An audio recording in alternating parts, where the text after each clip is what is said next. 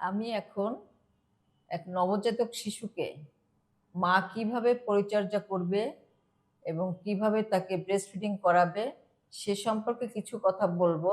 সেটা সে হসপিটালে বসেও বা কিভাবে করবে বা বাসাতে গিয়েও কিভাবে করবে সে সম্পর্কে কথা বলছি। প্রথমত আমি বলছি যে মার কিছু প্রস্তুতি দরকার। একটা বাবুকে খাওয়াতে গেলে তার কিছু প্রস্তুতি দরকার। প্রস্তুতি যেমন একটা আরাম পজিশন বেছে নেবেন। ২ হাত সুন্দরভাবে ধুয়ে নেবেন। তারপরে আপনি ১ থেকে ২ গ্লাস পানি খাবেন। খাওয়ার আগে কিন্তু এগুলো। জি। তারপরে আপনি একটা ছোট তোয়ালে রাখবেন।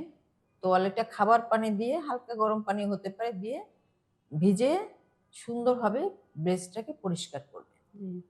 নিপেল থেকে শুরু করে এরিওলা এর উপরের অংশ পুরাটা সুন্দরভাবে পরিষ্কার করবেন। এটা শুধু একবার করলে হবে। এটা খাবার আগেও করবেন, খাবার পরেও করবেন। জি। আবার পরে কেন করবেন সেটাও জানতে হবে। কারণ ওইটা যদি দুধ লেগে থাকে ওইটা থেকে ব্যাকটেরিয়া গ্রো করে। তখন ওইটা যদি খায় ডায়রিয়া হয়। এখন কি করবেন? আপনার পজিশন ঠিক হলো। এখন বাবুকে কোলে নিবেন। বাবুর পজিশনও ঠিক হতে হবে। যেমন কিভাবে ম্যাডাম? বাবুকে যেমন এইভাবে সুন্দরভাবে ধরবেন, যেমন এইটা, হ্যাঁ? এইভাবে। ওর হাতের উপর মাথা থাকবে আর ওর পেটের সঙ্গে আপনার পেট লাগবে। ঠিক আছে? খাওয়াবার সময় এইভাবে খাওয়াবেন। এই পজিশনটা ঠিক যেন এরকম থাকে। তাহলে বুঝবেন যে ও ঠিক মতো ধরতে পারবে। ঠিক জায়গা মতো ও ধরতে পারবে, খেতে পারবে। তারপরে খাওয়ালেন। এখন আমি বলতেছি কোন জায়গাটা ও সাক করবে। এটা জানেন জি। এটা সম্পর্কে? বলেন, আমার প্রথম বাচ্চা, আমি তো বুঝি না আপা। আচ্ছা। তো বলেন। সাক করবে, প্রথমত সবাই এটা বোঝে যে নিপেল সাক করবে। এটা সবাই জানে। কিন্তু আসলে এই কথাটা ঠিক না। নিপেল সাক করবে না।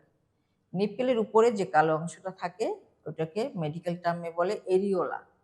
ওই এরিওলাতে ওইটাতে সাক করতে হবে, ওইখানে মুখ যেতে হবে। এখন এরিওলাটা ওইখানে কেন সাক করবে? মিল্ক ডাক্টগুলো, দুধের নালীগুলো সব ওপেনিং হলো ওই এরিওলাতে।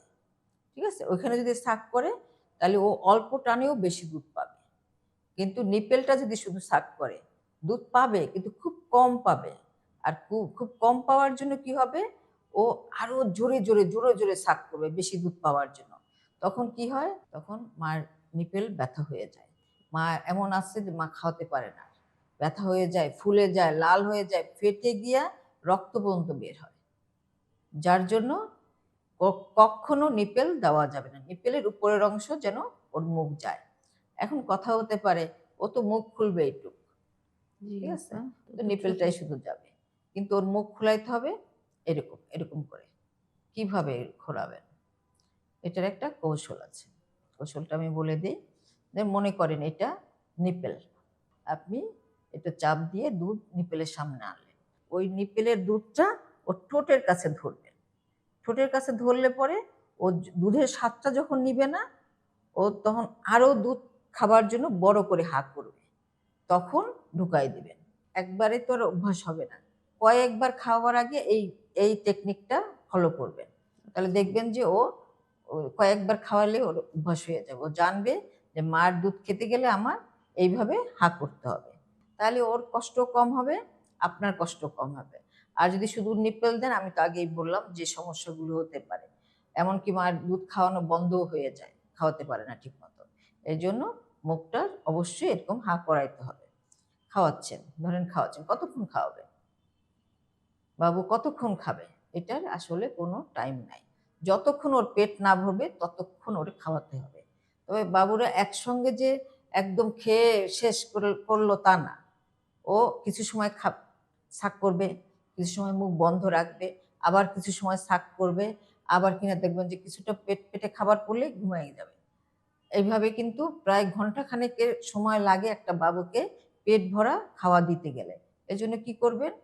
বাবুকে যখন ঘুমায়ে যাবে, যখন ঘুমায়ে গেল তখন কি করবেন? পায়ের তালুতে একটু দিবেন, সুড়সুড়ি দিবেন। দিয়ে ওরে সজাগ করবেন। সজাগ করে তারপরে আবার দুধ খেতে দিবেন। কারণ ওরা পেট ভরা আপনি বুঝতে পারবেন, প্রায় ঘন্টা খানেকের কাছাকাছি গেলে বুঝতে পারবেন যে হ্যাঁ পেট ভরছে। আর পেট যদি ভরে যায় ও কিন্তু আর মুখে নেবে না, ও ছেড়ে দেবে। তখন বুঝবেন পেট ভরে গেছে। পেট ভরে গেলে কি করবেন? এখন ওকে ঢেকুর তুলতে হবে, ঢেকুর তোলাতে হবে। এই কথাটা শুনছেন? শুনছি শুনছেন? ঢেকুর তুলাতে। ঢেকুরটা কেন তোলাতে হবে? যখন বাবু এরকম ছাক করে খায়, এই ২ পাশ দিয়ে বাতাস ঢোকে পেটে। পেটে বাতাস গিয়ে পেটে ঘুরঘুর করে।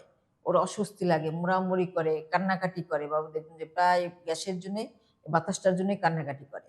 তখন কি করতে হবে? এইজন্য এই বাতাসটা বের করতে হবে।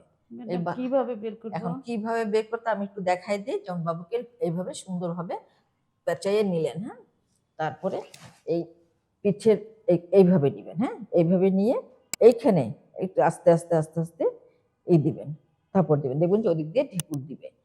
এরকম ১৫-২০ মিনিট কমপক্ষে এইভাবে নিতে হবে খাওয়ার পরে। আবার ওইটা অনেকে পারে না, ওইভাবে বাবুদের ধরতে পারে না। তারপরে ওইটা কি করবেন, আরেকটা সোজা পথ আছে, এইভাবে এইভাবে কোলের ভিতরে নিলেন। কোলের ভিতরে নিয়ে তারপরে এই যে পেটে হালকাভাবে এইভাবে চাপ দিয়ে ধরবেন।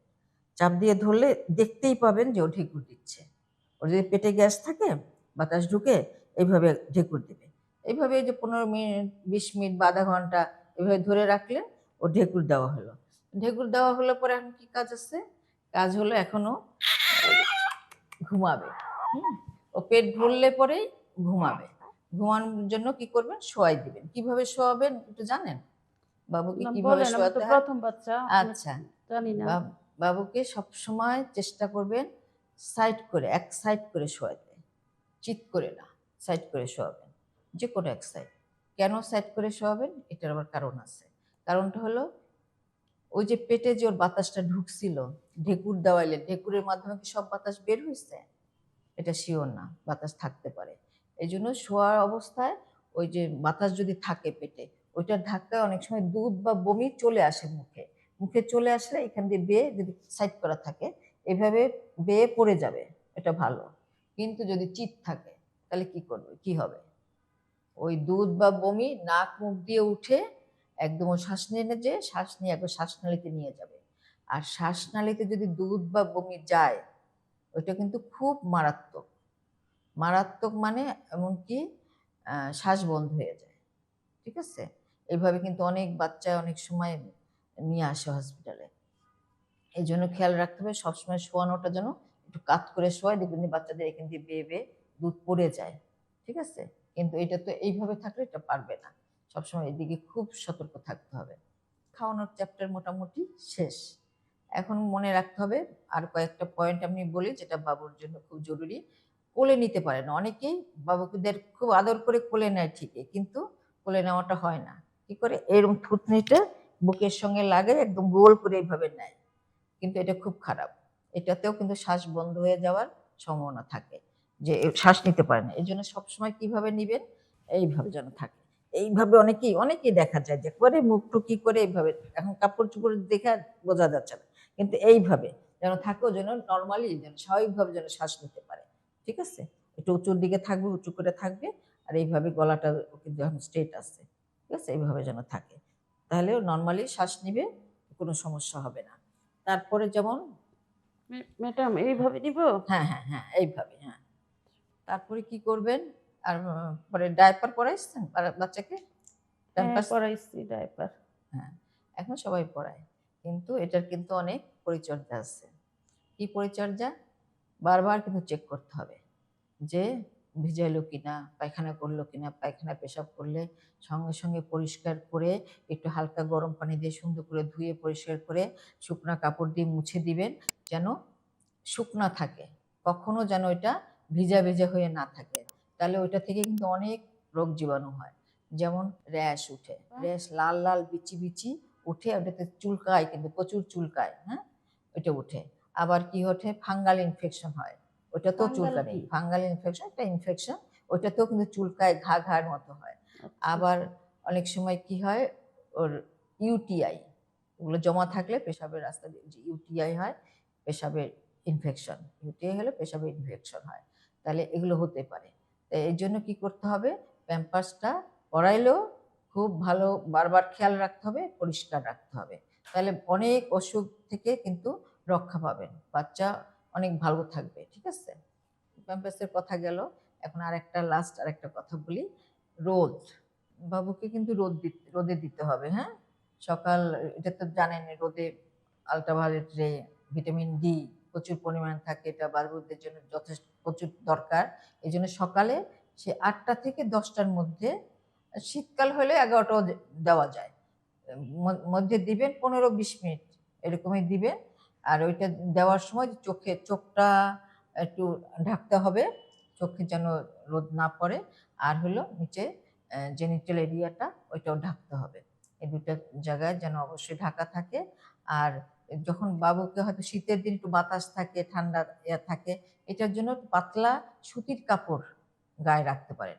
আর গরমের দিনে ওই সুতির কাপড় দিতে পারেন, অথবা একটু খুলে দিলে আরো একটু বেশি বেশি লাগবে আর কি, খোলা থাকলে আর একটু বেশি লাগবে। আর এইভাবে সামনের দিকে তো দিবেনই, আবার কাপড় সরাই পিছনের দিকেও উল্টাই, আবার পিছনের দিকেও দিতে হবে, পিঠের দিকেও দিতে হবে। তাহলে কি হবে, ওই ফিজিওলজিক্যাল জন্ডিস যেটা হয় বাচ্চাদের, সেটা হবে না, সেটা থেকে তাড়াতাড়ি হলেও তাড়াতাড়ি চলে যাবে। আর খাওয়া দাওয়া ঠিক মতো করাতে হবে। আর মা আপনিও ঠিক মতো খাওয়া দাওয়া করবেন। এখন তো বোঝেন একটা বাচ্চা, এর জন্য তো আপনারও বেশি খেতে হবে, আর বিশ্রামও নিতে হবে। বিশ্রাম আর খাওয়া দাওয়া যদি ঠিক থাকে, বেবি ঠিক মতো খাওয়া দাওয়া পাবে, বেবি সুস্থ থাকবে, আপনিও সুস্থ থাকবেন। আপনারা দুজন সুস্থ থাকা মানে পুরা পরিবারটাই সুস্থ থাকা। ধন্যবাদ আপা, অনেক কিছু শিখলাম। Thank you.